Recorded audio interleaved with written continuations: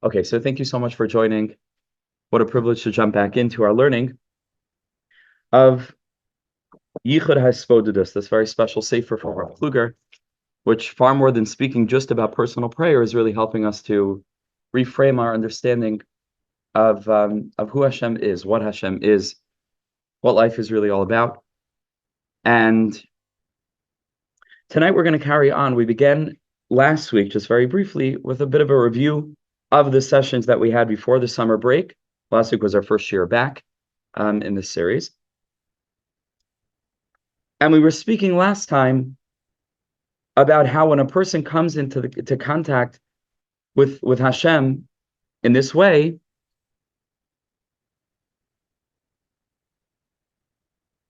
what we're supposed to feel, we've been learning very deeply about, is the revelation of our davar yakar, our very special, precious nekuda, which we're going to learn from Rabbi Nachman in a different place a little bit more deeply about. Let's just jump back in on the first page. So it's Chav Ches, the first side of the page that looks like the actual sefer. The paragraph Hadvekos. Okay, we did this last time, but let's just begin and continue from there. Says Rav Kluger, Shlita. Hadvekos em Hashem Yisbarach eina mevia mariros. Closeness with Hashem. Thank you so much for coming. Dvekos, connection with Hashem, does not produce bitterness. Unechisus benefesh hamakabel, and misgivings on the part of the person that's attempting to contact the divine. Those are not the emotions that we should be feeling. Ela adarab, on the contrary, megaloloi es yikar erkoi. Rather, what we should be feeling vis-a-vis Hashem is the revelation of our preciousness. And we've spoken about this at great length in the previous shiurim, about the very premise of the fact that you and I are here in the first place, like we've been learning, that it would have been worth creating the whole entire world and all of history just for each and every Jew in and of him or herself, without anybody else, with what they're meant to accomplish in this world, that each of us live within our own relative spiritual framework, and it's just about us, right? Each of us, so to speak, individually.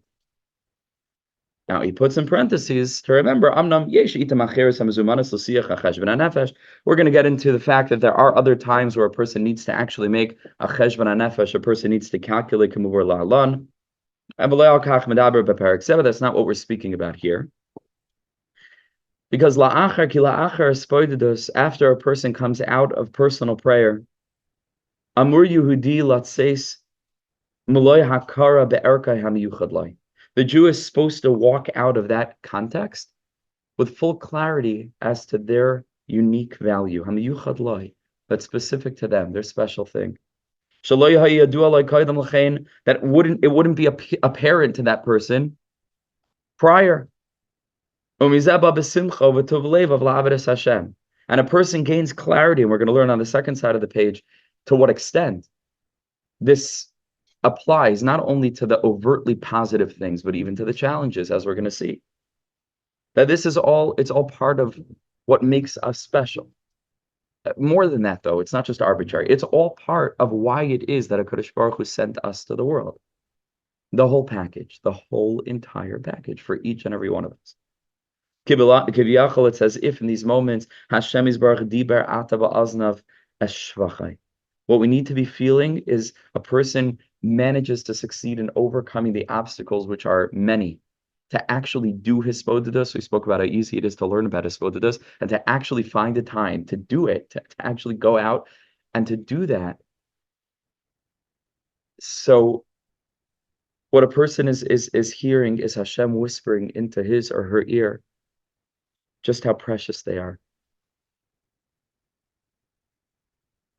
How through their journey, they're fulfilling the purpose of creation. HaKadosh Baruch Hu is just giving us compliments. Hashem is giving us a good word. Revealing our nekuda tova, which we're going to learn from Rabbi Nachman, the essential source for this doctrine of the nekuda tova, finding a good point in ourselves and others, which many of us have learned already, but it's good to review. Because this is the reason for creation. To separate, so to speak, some hidden interiority of the divine, kiviyachol, that was part and parcel of HaKadosh Baruch Hu b'chvayda v'atzmai, which we understood when we spoke about Adam and Chava, how they were initially one, which is a metaphor or the spiritual root, or rooted in the spiritual reality of the fact that in the beginning it's haya haya v'yiyah, or it's just ein olam avada, echad yachid umiyuchad. HaKadosh Baruch Hu is all that is. There's nothing outside of him. There's nothing even perceptibly outside of him, even though it actually isn't. There's no place, kiviyachol, within existence where there's any possibility of a separate consciousness being, so to speak, separate. No such thing. Until the creation of the world, which is Chava, so to speak, separated off from Adam. The being that was one is split apart, and there's a perception of separation again on the part of Chava, so that she can, so to speak, turn herself around to look Adam in the face and to build a relationship. And that's the whole thing of creation. That's the whole thing of creation. That's Al Pi Kabbalah, what's happening every Rosh Hashanah again. That's called Hayom Haras Olam. Today is the birthday of the world. Mamash, like a birth, like a child that is separating from the mom. And in that sense, one identity is becoming, so to speak, two separate identities. That even though we can't imagine the closeness that a child has with his or her mother when he's literally still a part of her being, but that doesn't compare with the closeness that could be forged afterwards when the baby, as a separate being, is grasping his mother's hand. Right? Even though now they're two, but now they can become one in a much deeper way. It's fortifying the yichud. It's not a stira to it. It's not a contradiction to it. And that happens on Rosh Hashanah. And that's the idea of us being able to be mekabel Hashem's malchus, which the whole thing of Rosh Hashanah is. Umalchusai, we say in Mariv, biratzayin kiblu aleihem. Right? With ratzon, with desire. Rutz means to run. Running is the essence of the word ratzon. It means that we there's distance and there's a yearning on the part of one entity toward the other entity in whatever form. That's what ratzon means. That's the desire. Desire can only be created. The premise of desire is distance. Otherwise, there's no desire. There's just unity or closeness or oneness. So there's no desire. Means that there's a perpetual distance. We're ruts. We're running. We're trying to cross the distance, to traverse the gap. That's the idea of malchus. That from this place of distance, which in Kabbalah is called malchus chava, which appears to be separated off from the divine, which, so to speak, is God's words that create existence, but they're not still within His breath and voice and mouth. They emerge. God speaks the world. And so just like words are spoken, okay, they produce sound waves. They don't produce actual creation. Only in the place of Hashem does His speech actually form concrete reality. But to us, once the word is spoken, it can't be taken back, and it implants itself right where in the ears and in the mind of wherever it's spoken, and it separates off from the one who spoke them.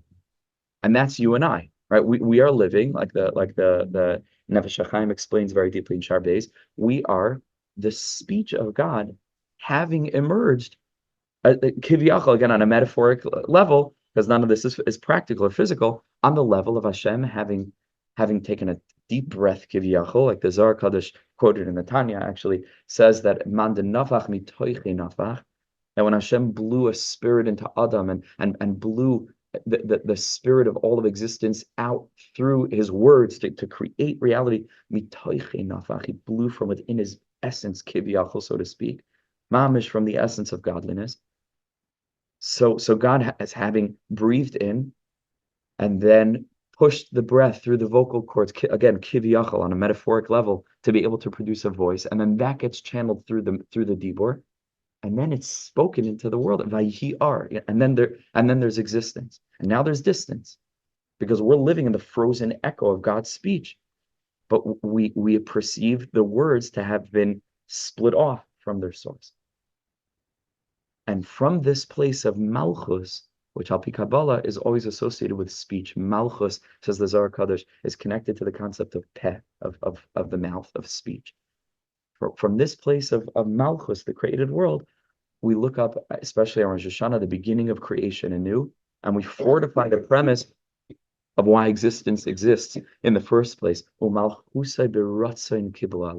That's the rutzain, that's the ruts, that's the desire to run and to grab hold of all the spoken words and to leap kiviyachol back into Hashem's mouth, kiviyachol down the throat, so to speak, back before the voice is produced, down into the breath and into the silence of the belly, kiviyachol, of the essence of God.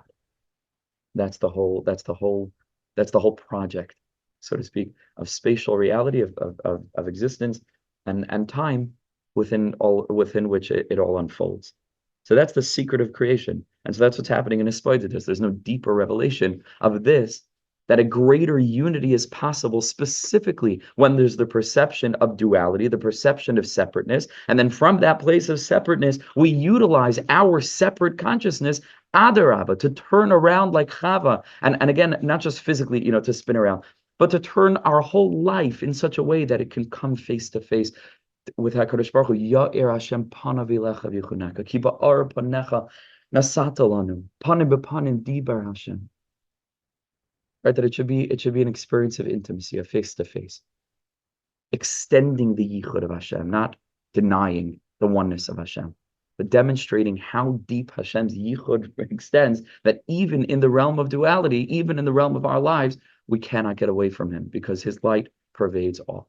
And that's what's happening in hisbodedus. That's just what he's saying over here. Shusoid abriya. This is the purpose of the bria. Lenaser pnimius genuza is to quote unquote at least allow for the experience of a separating off of HaKadosh Baruch Hu's pnimius, of man de nafach, the one who blew the neshama into Adam, mitoiche nafach, from in his pnimius, so to speak, and then to allow it to present itself, el pnei balaha, to the face of her groom. In which case, in that place, there's a yichud, there's an intimacy, there's what's called in the Kabbalah Sfarim a tosefas kishut. There's something even like we've described in previous shiurim. It's a very important idea, that the cherry on top of Hashem's perfection. And this is part and parcel, like we've explained, of Hashem's perfection that includes his infinity being able to be expressed even in the realm of the finite, of the limited. Okay. Kefishan Avraham, again in the parentheses, Kefishan Avraham,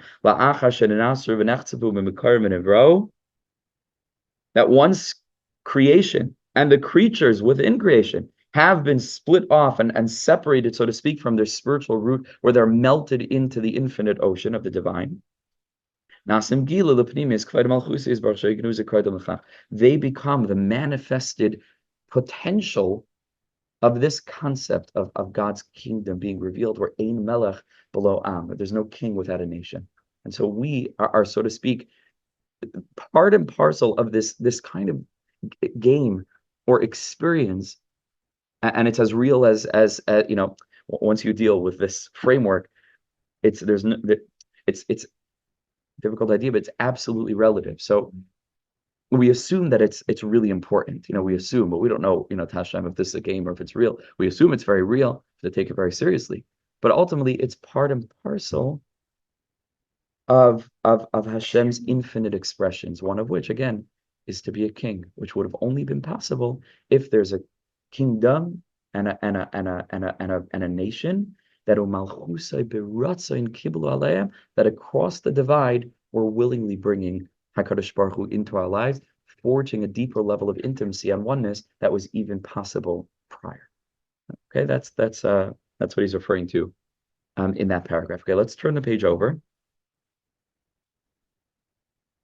And here he says really a most fundamental thing, a really most elemental, fundamental thing. And it's so important. Bazeh yekayim Yehudi. Through this, the Jew is able to fulfill the pasuk in Navi, "V'hatzne leches im Hashem elikecha." Right? Higid lecha Adam, ma Hashem daresh mimcha. What does HaKadosh Baruch Hu desire from the human being? Kiyam asois mishpat v'avas chesed. Right? HaKadosh Baruch Hu wants that people should act justly, kindly. And it ends over there, to walk privately with Hashem. What does this mean? Dahainu.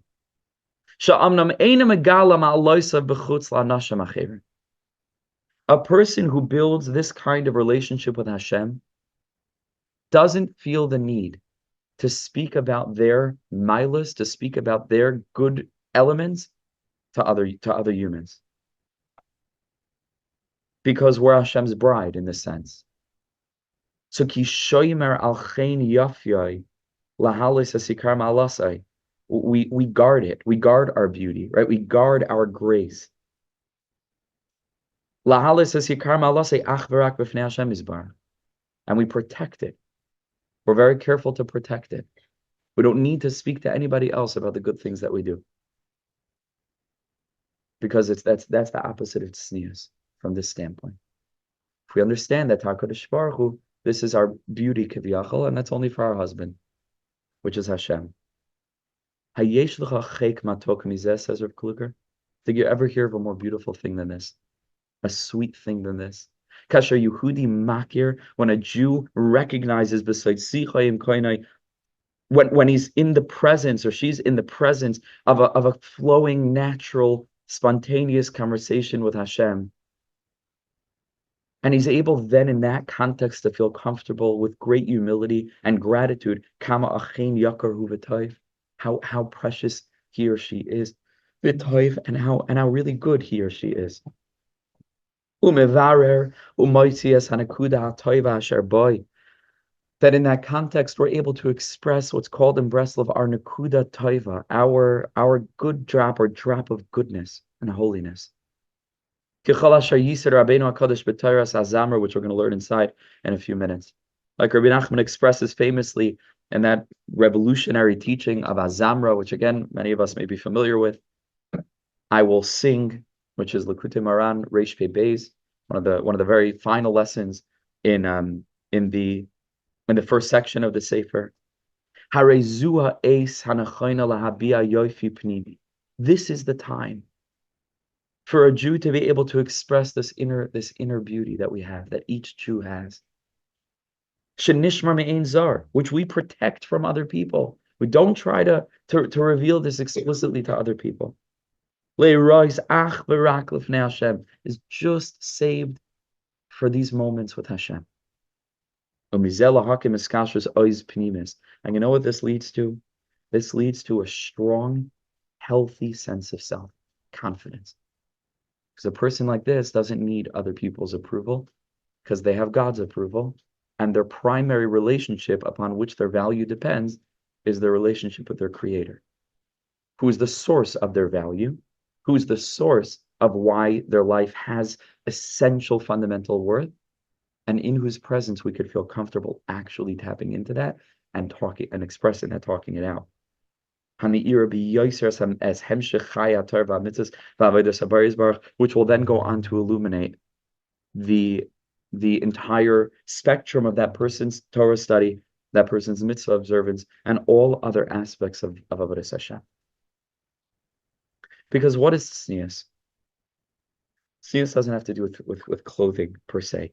Obviously, that's one of the ways that tniyus manifests itself, is the literal aspect of obviously dressing in a way that's tniyus, and it goes for both girls and for boys, men and for women. But he says the essence of tniyus means sharei ikarat tniyus, meaning what's fundamentally behind dressing modestly, so to speak, is not to repress ourselves and to cover ourselves up and to try to suppress this concept that HaKadosh Baruch Hu clearly embedded and designed the world to reflect, this idea of beauty, of attraction. It's not the idea. On the contrary, the essence of tniyus, and this is a very deep thing, is to reveal one's beauty. Hu gilui hayofi is the revelation of one's beauty, but b'makam anachai, in the proper place, in the proper time, in the proper way. And that's very different than we usually think about tniyus, right? Usually tniyus is about, you can't do this, you can't do that, you can't dress like. And it turns out that no, that's not the point. The point is for the purpose of being able to reveal beauty in the way that it was intended to be revealed and for the purpose that it was intended to be revealed. Kol kvuda, you guys have certainly heard thousands of times in school. Kol kvuda bas melech pnima. The glory of the bas melech, of a princess, is pnima. But I think that this message is delivered very poorly. Again, as far as I'm aware, obviously it's not my sugya. I'm not so shaykh to this whole sugya of tniyus. It's much more shaykh for a woman than for men, so it's difficult even for me to speak, about it, obviously. But generally, the implication of this kol kvuda bas melech pnima is that the real beauty is when you hide it, and that's the most beautiful thing, and etc. And what Rav Kluger is saying is something very different. Rav Kluger is saying the beauty of tniyus is the recognition that the implication of a person dressing modestly klape chutz as they present themselves to the world is for the purpose of pnima, is for the purpose of making sure that a person's natural beauty is utilized in the proper time, place, way, proper person, context, etc. That's the idea of kol kvuda bas melech pnima. Isn't referring to the covering over, is referring to the revelation, but the right revelation, which all the tniyus, etc., is meant to protect. That's something different. That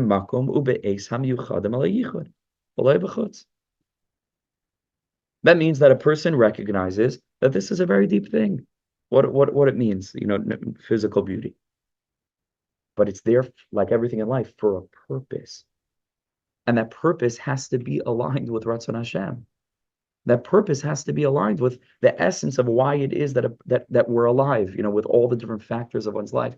And in that sense, it's guarded for the right time, in the right place, with the right person, in the right context, with holiness, right? And so it's the same thing in this context with Hashem. Nefesh hamezgala ba'ofen hara'ui, when the soul and its precious points become revealed again in the right way, in the right place, which is hisbodedus, with the right person, kaviyachol, which is Hashem, in the way that our tniyus is meant to guard, so that when it comes this moment, then we feel comfortable in this context, revealing ourselves, right? In this sense, revealing our good points.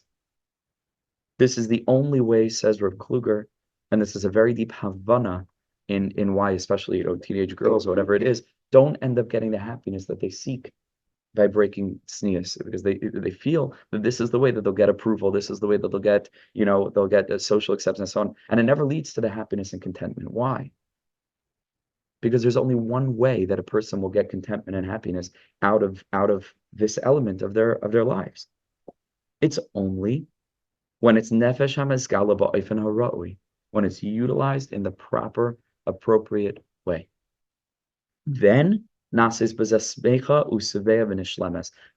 person is able to be happy, confident, settled, and content, satisfied. And then it comes to a point, then there's no motivation, there's no interest, there's no desire to reveal. And again, we're talking in the mashal, in the nimshal over here, so that's speaking about our good points. We have no need to tell other people everything and all the good things that we're doing, because what's the point? That's not tniyus, right? In this sense, that's not tniyus, because the whole point of withholding from that is that we're already expressing our good points with the right person in the right place at the right time, which is hisbodedus, before Hashem. Anything beyond that is unnecessary to the person that's already getting the approval through emunah, right? And through a deep havana of understanding the dynamic with HaKadosh Baruch Hu and why Hashem created the world, and in what way it's really true that we're so valuable and precious to Him. So such a person doesn't need the approval of anybody else.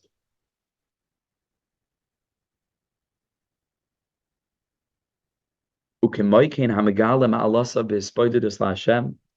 when a person is revealing their mala, their preciousness in hisbodedus to Hashem, unabashedly.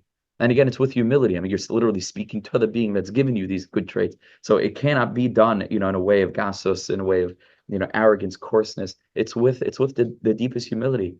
But in that place, mamish, a person can really, really express and discover and sometimes rediscover. Sometimes for decades they haven't been aware of this. Person comes to HaKadosh Baruch Hu and begins to feel deeply.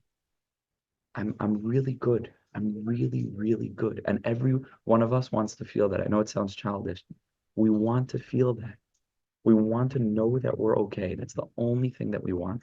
And when, for whatever reason, whatever context, we actually do, either because a big tzaddik, tells us that we are okay, or because, we're reminded of good things, or circumstances allow us to act in a way that reveals that good point, whatever it is, it can move a person to tears. And it sounds so juvenile, and maybe it is. And juvenile doesn't necessarily need to be a negative thing. Maybe it is juvenile, but it's so good.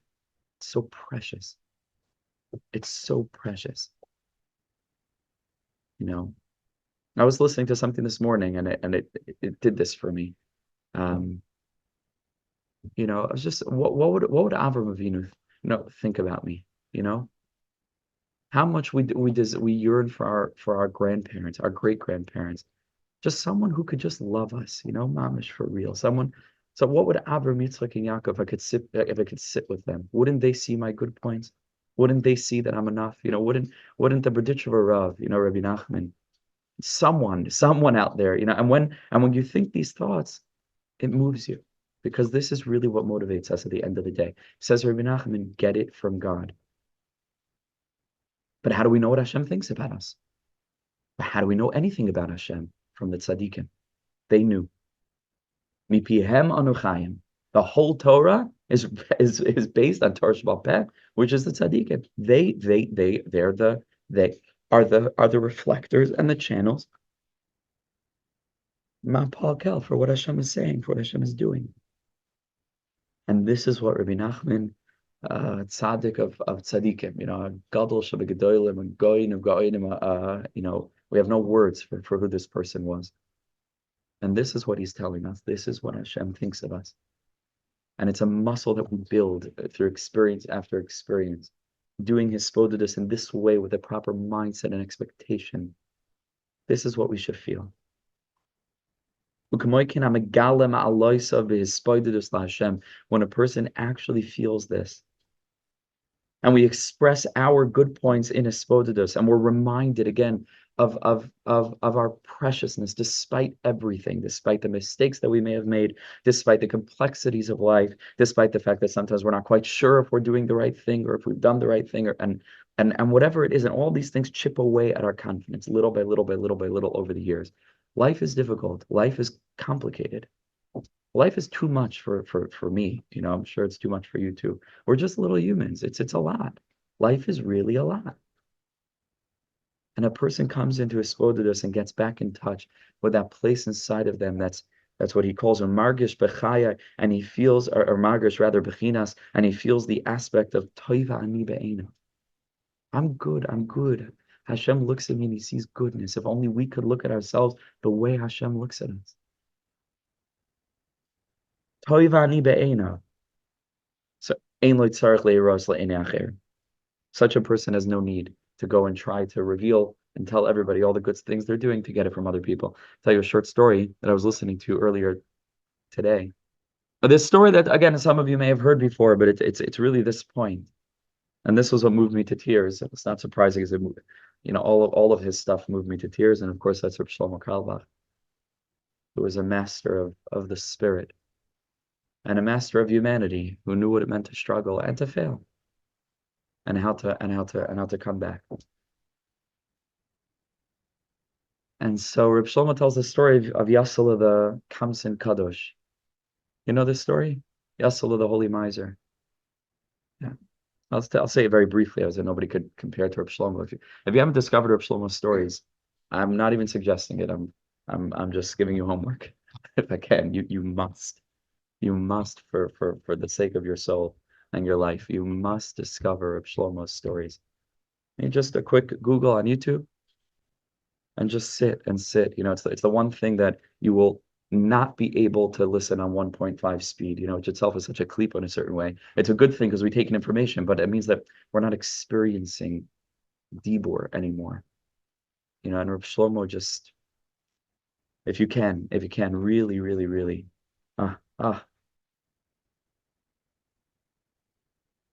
So Yasala comes in Kadosh, Yasala the holy miser.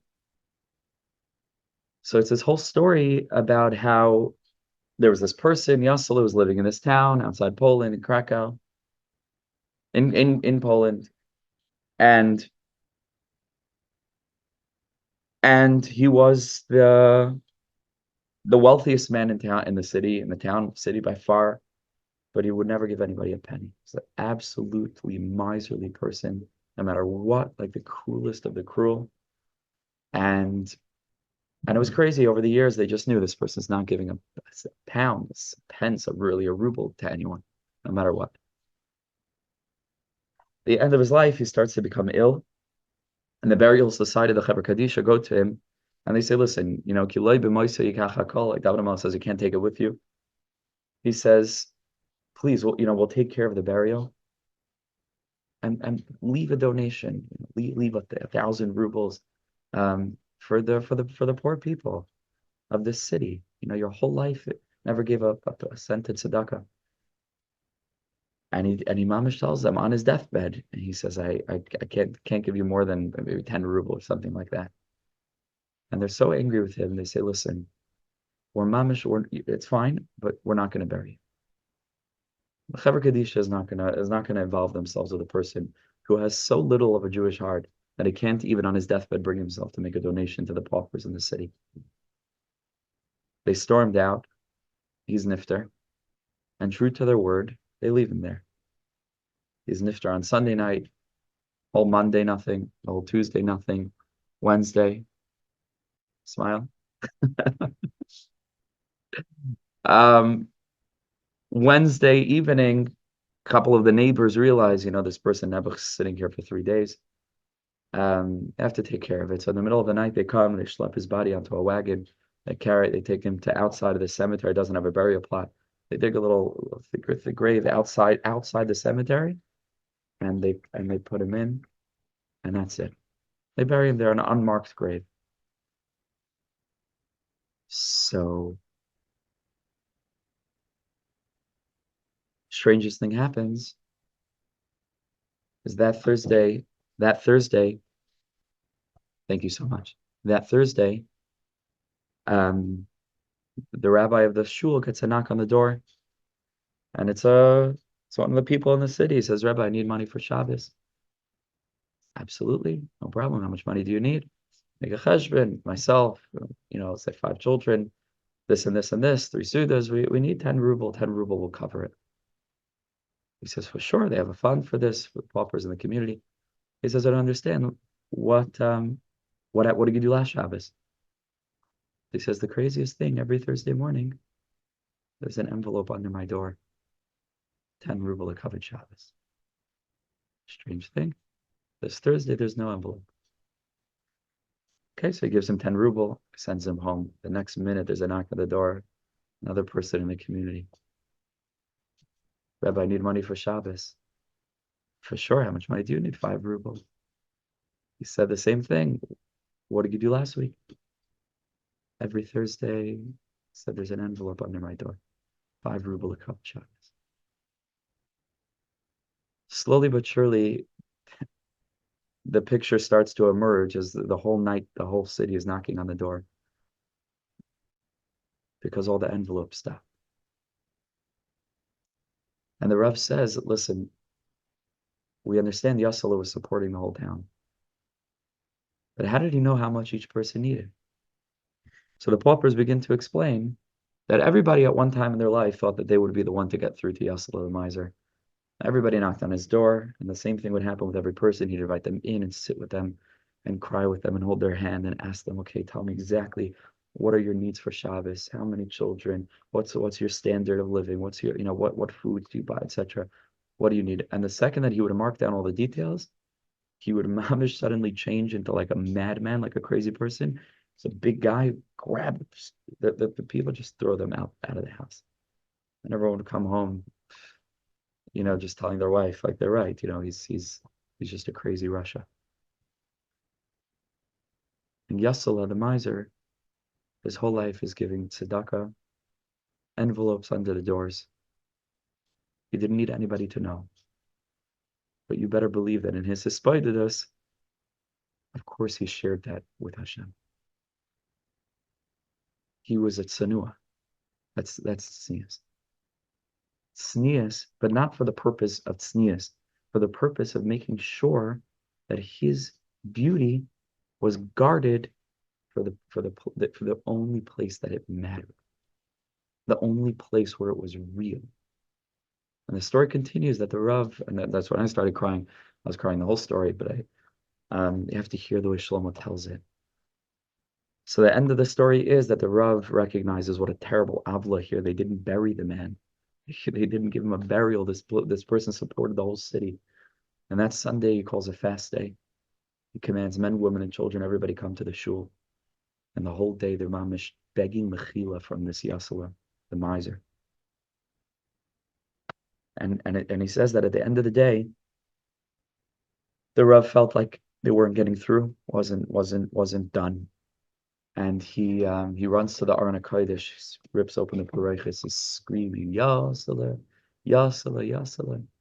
How could we ever fix, how could we have the metzuyan and the way that they would treat him, this Russia, they would throw stones at him, mamish, and he falls to the ground. They thought he was dying, they thought he had a heart attack.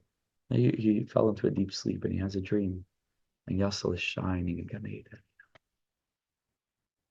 He says, Yasala, how can we ever fix this? And he says, fix what? He says, this is exactly how I wanted it.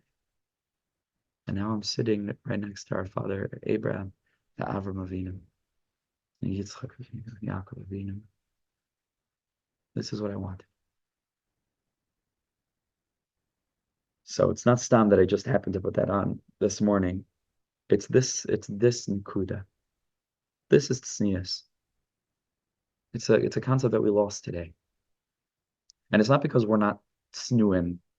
It's because we've fallen into the delusion to think that our self-worth is going to come from other people. And it's not. Because those other people that we think are going to give us our self-worth themselves think that they're going to get their self-worth from you. And so it's a bunch of insecure people running around, each trying to get self-worth from the next person. And it's total insanity. Because none of us can give it. None of us can really give it. Because I didn't create you and you didn't create me. So we can't fundamentally validate each other's existence. Because I don't know that each of us belong in this world. I meet CD, there are actually some people, and I'm kidding. I don't, I'm saying I don't know. But from Hashem's perspective, especially through the tzaddikim, we're here. He's giving us our neshama. And that's very deep. Yeah, sure.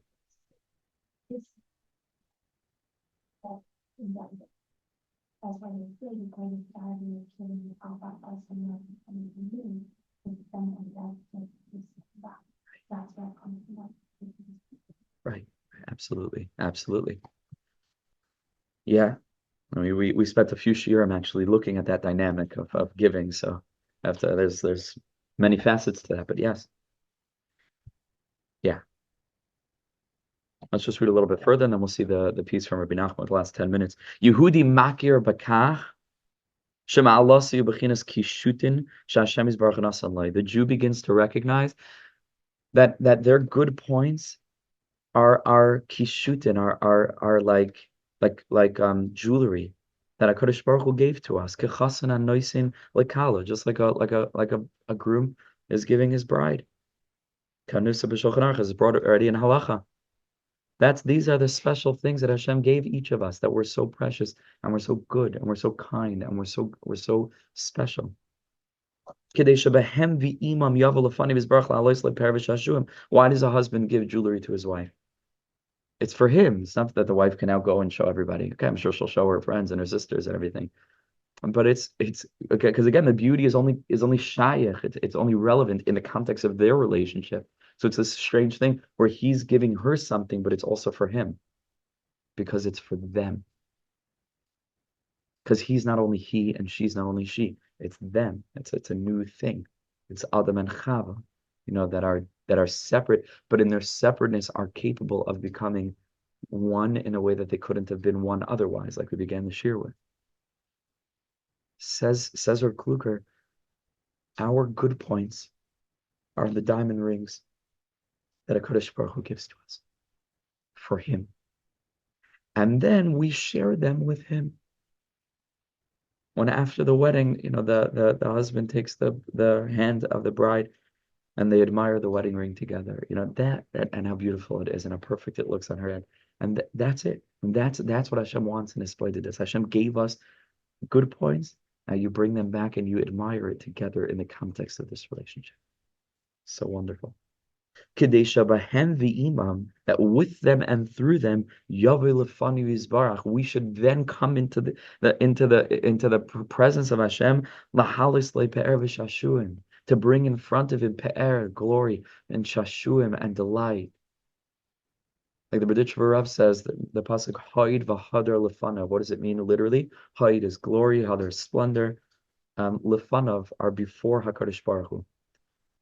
But the Berditchever learns it differently. He says, Haid, any glory that you and I experience, those elements with which we are glorified, and each of us have that unique part. They're going to learn it today, or already it's getting late. Maybe we'll do it next week.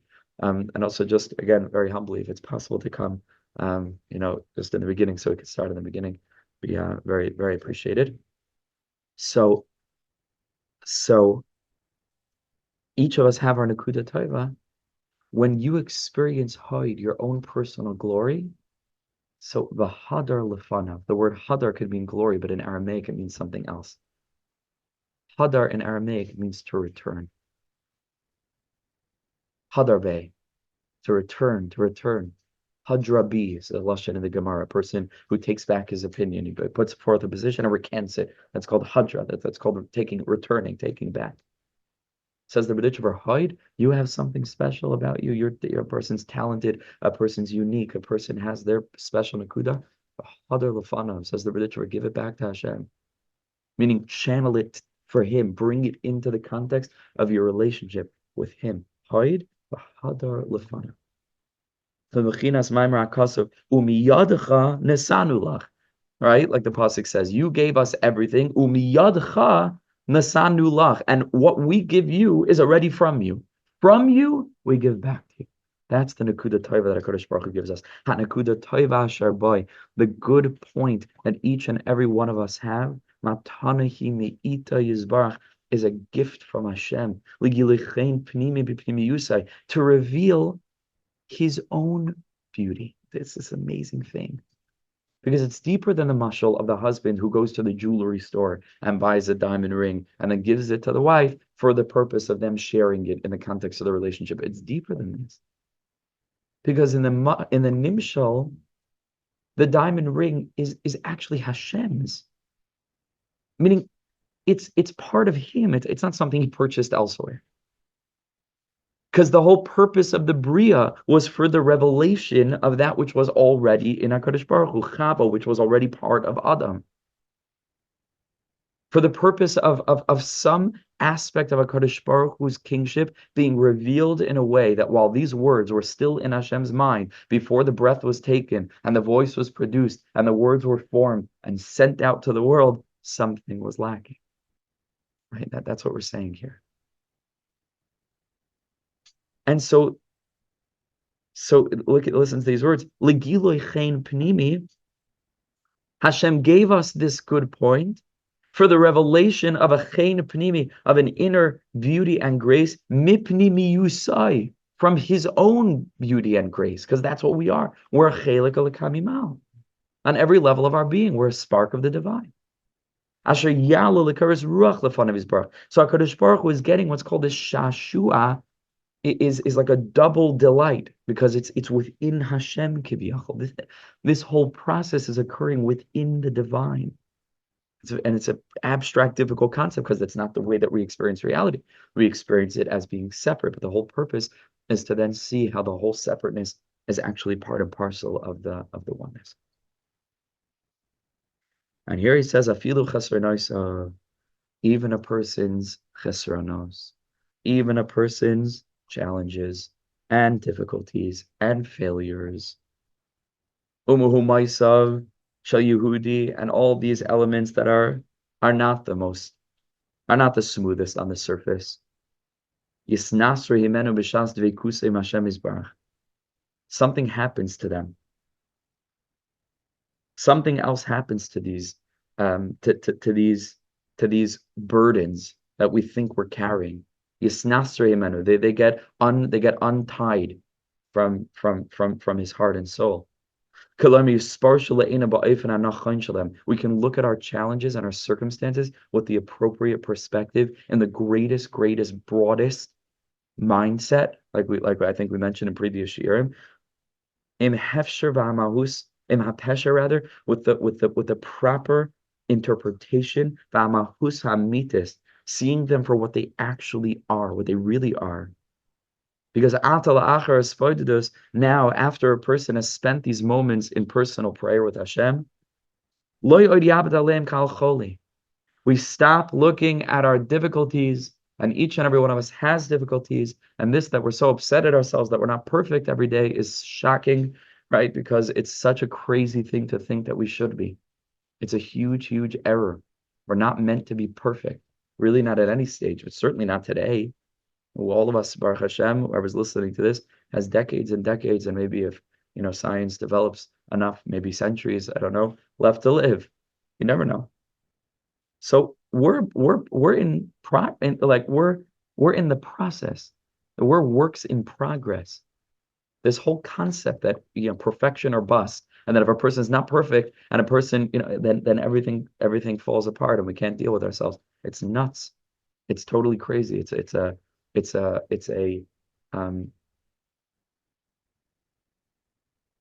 looking for an unrealistic expectation. So we stop looking at these things as illness, because we start seeing them ki'im al inyan hagonas by. We see them as being like actually a precious part of our lives, a precious part of who we are, what we are. Chelek bilti nifrad himenu. They're an inseparable part of our identity, all these things that we struggle with.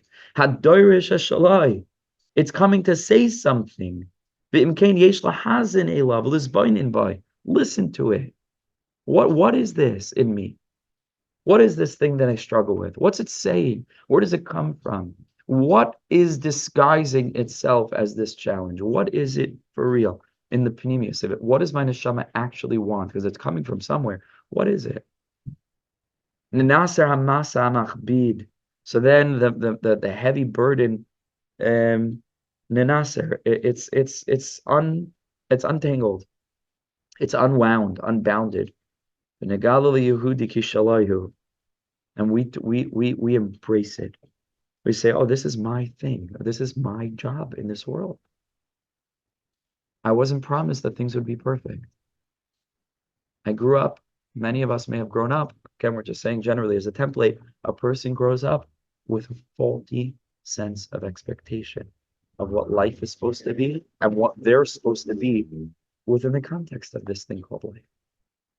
And it is the primary cause for the overwhelming majority of our mental health issues, particularly in the youth, who grow up with faulty parameters of self-worth and value system and expectations.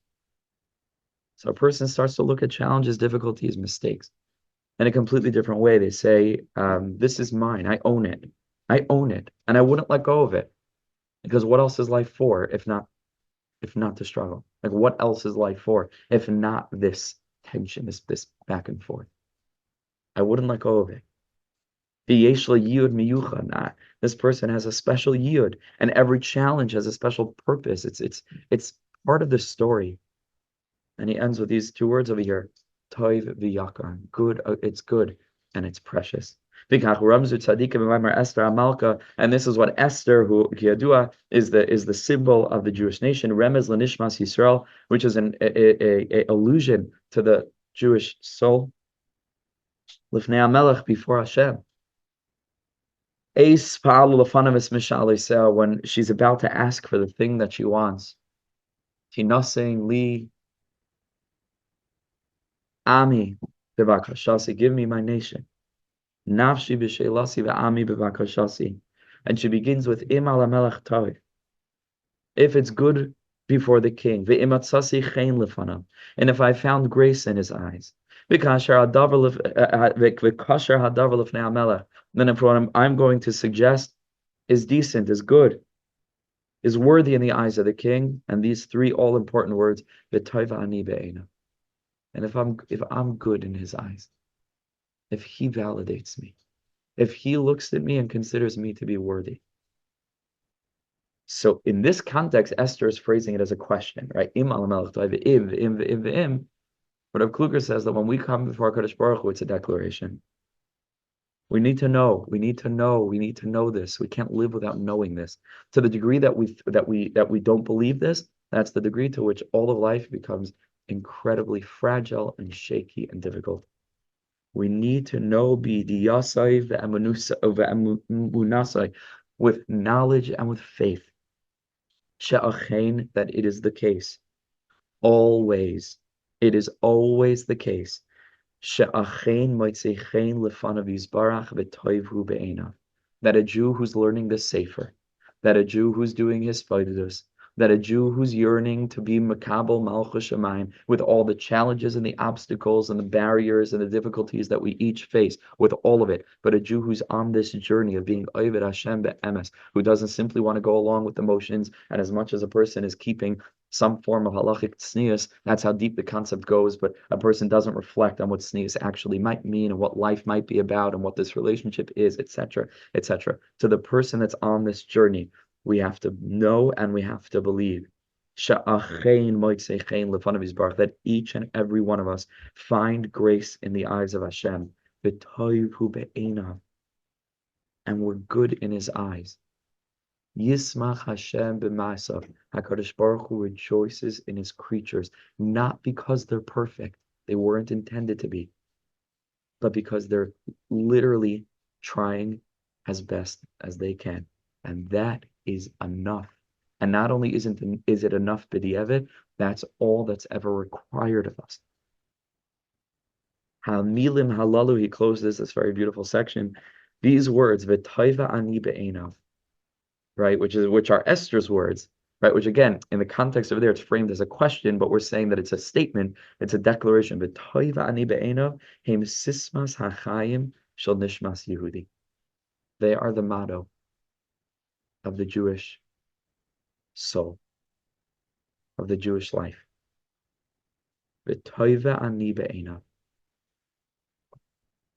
How upside down the world is, that for many, many, many, many, many of our brothers and sisters of our brethren, the motto is exactly the opposite. God hates me. I'm such a rasha. I'm so unworthy. Etc., etc., etc., which impacts every aspect of life. And in Yiddishkeit, especially the month of Elul, where people still come in, even after the tzaddikim, based on the teaching of the Baal Shem Tov, have tried to make it so clear to everyone that Elul is, is the greatest. Anilu daidi v'daidi li, and thank you Hashem, we're coming out with an album about how beautiful. And they came out with this album a few years ago. Heilige Chodesh Elul Hamelach Vasadet. What a beautiful time! What a beautiful thing! But there are still thousands of Jews who are educated to believe that it's this terrible, threatening time, and a Kodesh Baruch Hu comes down to judge us, to castigate us, to cast us down, as if this is a normal way for an emotional being to begin a new year, chas v'shalom, with these kinds of ideas. Lahepech, lahepech, lahepech, lahepech. On the contrary, Yismach Hashem b'masav. This is the motto of a Jew. And we have to walk around with this realization all the times in our minds. And then we build a relationship with HaKadosh Baruch Hu, which is so founded on closeness and intimacy that it becomes easier to stay away from the things that we ought not connect to, even though, again, challenges will still be there and the Yetzer Hara is still very real, primarily to make us forget about HaKadosh Baruch Hu and our relationship with him. But it makes it easier. because then I don't want to do something that's going to get in the way of this relationship, even though it might look, let's say, that it's fortifying my connections with any other element of this worldliness, but a person doesn't get their value, doesn't get their contentment, doesn't get their wholeness from those other things or those other people. They get it straight from Hashem. And so in that sense, it's the most important relationship there is. How could a person do something to get in the way of that? And that's called shuva me'ava, that's not a Yiddish kind of yira. That's called, instead of yiras ha'oinish, or afraid of getting punished, that's called yiras ha'chet. Person's afraid of the sin itself, not of the consequence of the sin in terms of the avera that now a person's going to get Gehenna. A person's afraid genuinely of the way in which this chet is going to can potentially put up a barrier and a blockage between them and emunah. And that's hurtful when we have a conception of Hashem as this loving, supporting, encouraging being who created us for the sole purpose of living in constant tniyus with him. And that's a whole different way of looking at Yiddishkeit. That Rabbi Shimon Bar Yochai, and then after him the Arizal, and then after him the Baal Shem Tov, and then finally Rabbi Nachman came to reveal to Am Yisrael toward the end of Galus, as we're ready to greet Mashiach Tzidkenu, Be'ezras Hashem b'meher b'yameinu. So next week, we're gonna just, if you could put the sheets back, I guess, just so we'll have them for next time. We're gonna take a look at the second sheet, which I wanted to cover tonight, but it's okay. Which is the source and the writings of Rabbi Nachman for this idea of the nekuda taiva, and the way that every single one of us has a good point, and how to discover that nekuda taiva so that it's active. When we come into hisbodedus, you bring that with you, and then a person leaves hisbodedus feeling validated in such a way that we can be tsanua, to make sure that we catch ourselves. We don't need to, to cause other people to think about how great we are, because it's only for Hashem. That's v'hatzne alechas im Hashem. Okay, thank you so much for joining. Have a wonderful rest of your week.